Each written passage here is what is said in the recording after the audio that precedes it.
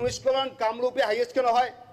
এই জন্য হয়তো মহোদয় আগে মনে করেছিলাম যে সেটা রাজনৈতিক প্রতিহিংসা অনেকে বলেছিল, তো দেখতে পারলাম যে গাছ যেগুলো কাটা হয়, আজকে ইউএসটিএম এর যে গাছ, ইউএসটিএম যে বনাঞ্চল ধ্বংস করা হলো, তার জন্য সমস্ত পানি গুয়াহাটিতে নামে এসে এবং সেখানে ভূমিস্খলন হয়। তো অপরিকল্পিতভাবে গাছ কাটার জন্য আজকে এই অবস্থা।